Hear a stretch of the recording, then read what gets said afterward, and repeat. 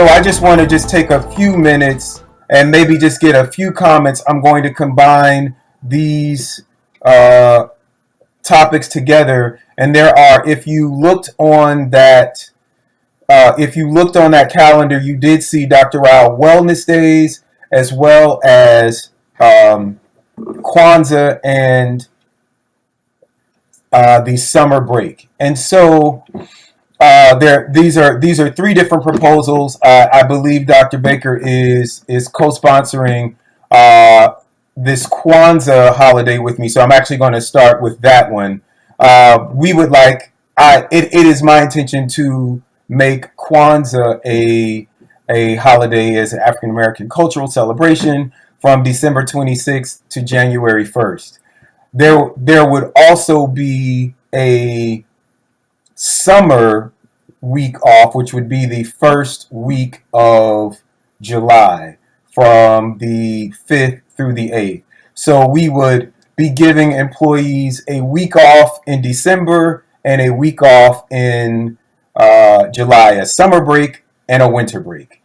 The Kwanzaa holiday would be an actual holiday, so we would need a FIS for that, and it would come up in the 2023 budget, so we don't have to worry about it in this year's budget.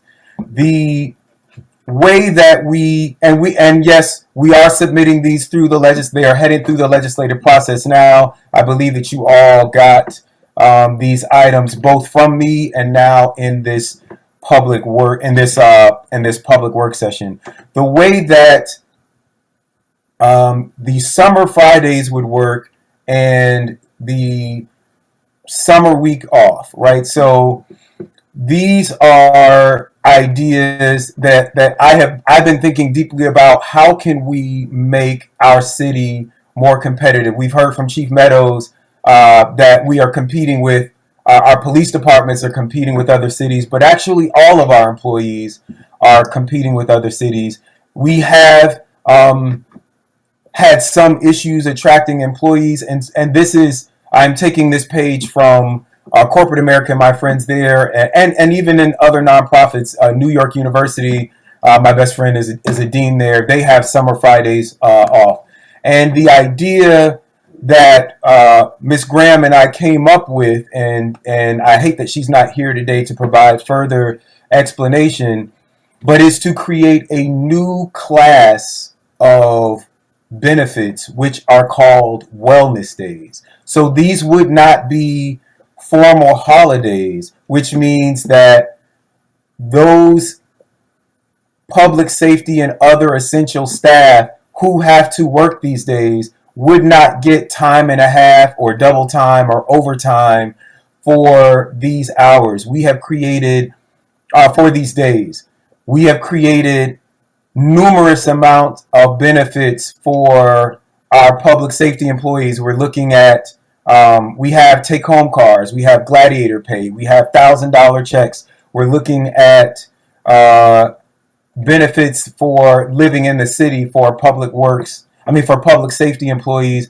So this is, in some sense, an effort to bring some equity to the benefits that we're offering. All of our employees are important and invaluable. And so this is really more of a benefit for non-essential employees. And for those people that are working in City Hall, we would close City Hall on Fridays in the summer. If we were to pass these, we would close City Hall on Fridays in the summer from May to August. So May, June, July, and August, employees would have summer Friday. They would have the Fridays off in the summer if they want to take long trips or just, have that personal day for their own mental wellness. And the same would also be true for that first week in July. It would be a special benefit for non-essential employees. This would actually create around 19 days off in the summer for our employees. It would be, I think, in addition to really being groundbreaking, I think that, and HR Director Graham agrees, this would be a very attractive incentive for people who are looking at applying for the City of South Fulton. And the best part about it is the way that it is constructed through this creation of a new wellness category. It would be revenue neutral to the city. And I see Ms. Graham has joined us, and so I will ask if Madam City Manager, if she could just make a few comments about that. Yes, sir. That's fine. Good evening, Mayor and council members and City Manager. Thank you for allowing me to speak. Can you all hear me as well? Yes. I do apologize. I wasn't on earlier, Mayor. I'm dealing with my daughter being ill this evening, but I just wanted to just piggyback on what you were saying. Yes, so the mayor was introducing wellness days, and those wellness days would be the Fridays, May through August, as wellness days. And again, where employees, we would write this up in the legislative that if employees are able, based on their responsibilities in scheduling, the city would be closed. So if they are available to take the day off, they will have those days off. If they were not available to take those days off because it is something that requires them, like public safety positions, it would be a regular work day for those individuals. The thought process being is there are things that do benefit the public safety that don't benefit the remaining employees. So the mayor wanted to kind of stretch something across the board that identifies essential employee, as well as essential employees, non-essential employees, with some type of break or wellness period. And as he mentioned, the Kwanzaa holiday, of course, would be from the 26th of December to the 1st of January. That would be for all employees. And that would be something we would look into the 22-23 budget, as he advised.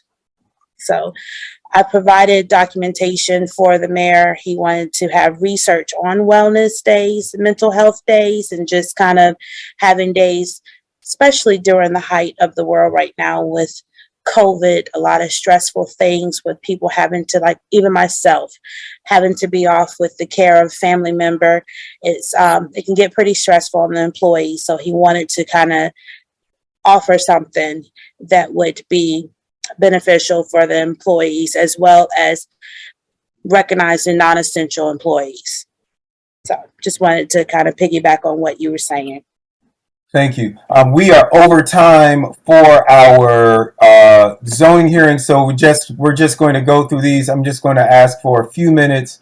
I'm going to ask everyone to maybe speak only once. This is a work session, so we will be able to talk about these points further in the coming weeks before our 25th meeting. And with that, I will recognize Mayor Pro Tem Willis.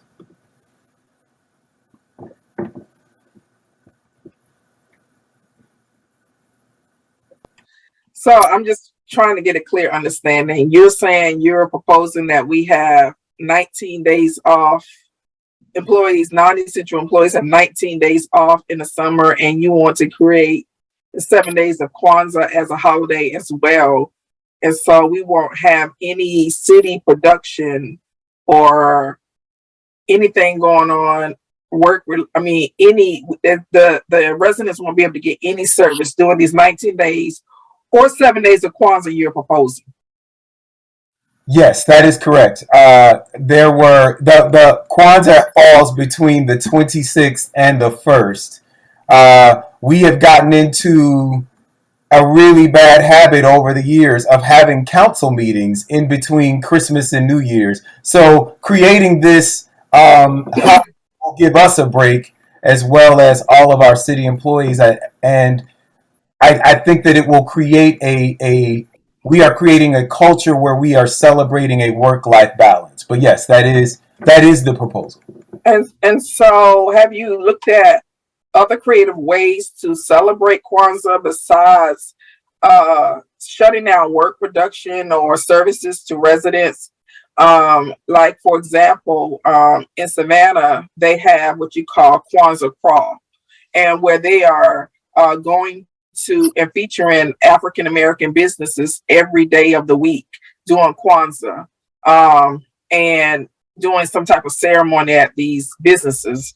That's just my only question, is that we try to not create holidays and shut down services to residents for every single holiday. I do believe in commemorating them, especially Kwanzaa, but I just need more information, because I'm a little skeptical about shutting down service when we have already residents complaining about our service level is not up to par as is. Thank you. Councilwoman Gums?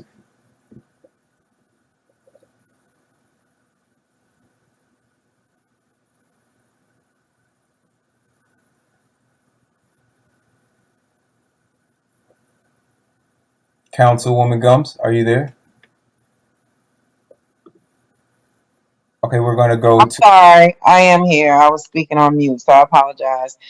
Thank you for recognizing me. What cities or other municipalities have implemented something similar to this that we could research to just kind of get some feedback on it? And then also, too, have we looked at the financial impact that this may possibly have on the city? I know Councilwoman Willis just mentioned about city services, but I'm very curious as to what other cities have kind of instituted something similar to this. All right. So again, with the financial impact, the way that we've written these wellness days, it would be revenue neutral. I believe that we will be the first city in Georgia to offer this sort of package. There are a lot of private corporations that are offering this. So again, it's not just about creating these holidays for holidays' sake, but trying to come up with some creative ways to be competitive with the budget that we have. And Ms. Sadler-Jones, did you want to talk about the city in Texas where you came from? Yes, the mayor had shared, his idea with me, and I told him that when I worked for a city in the Houston area, although the city worked 40 hours a week, they would work Monday through Thursday from 8 until 5, but then Friday was 8 to 12. So it was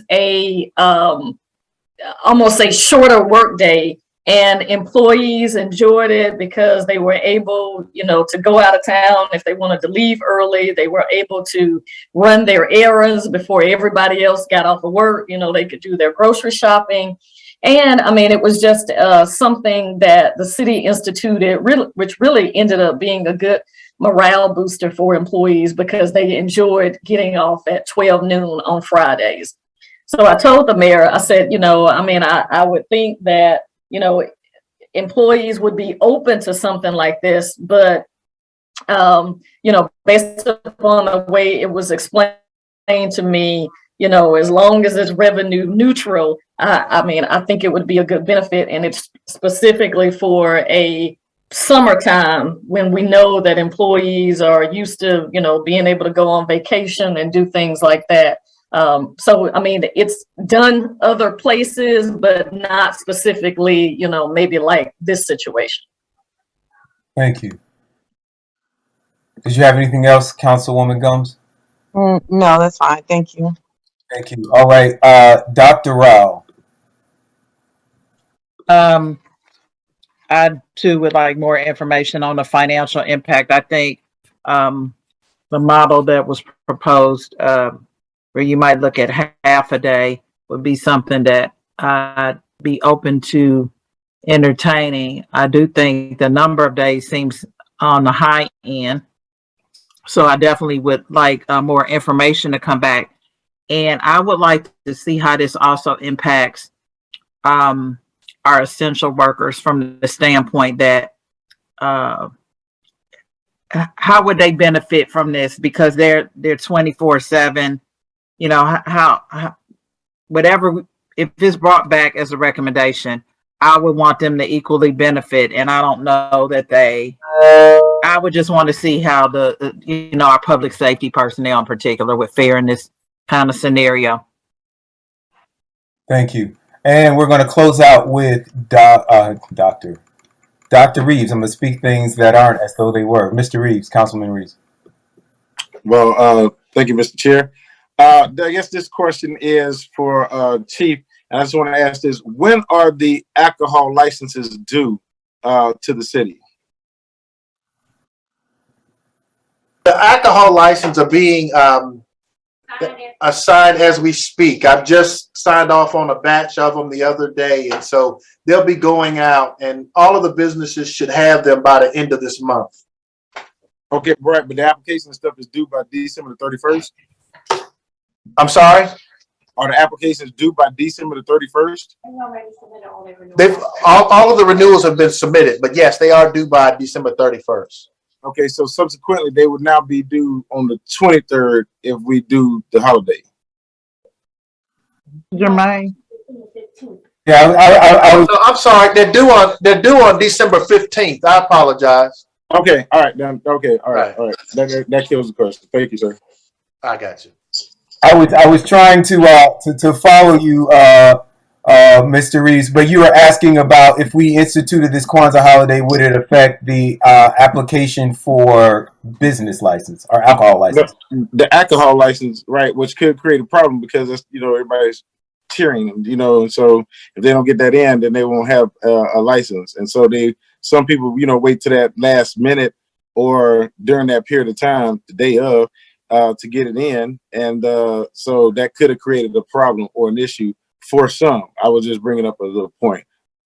All right, thank you, and noted. And he did say they were due on the 15th. I'm going to allow Ms. Graham to close us out. So just in closing, I know that Councilwoman Dr. Rao wanted to know about the essential employees as well. So one of the thought process that Mayor had with the essential employees is that we do offer things for the essential employees, like, for example, the grants that come through right now where they are benefiting from the $1,000.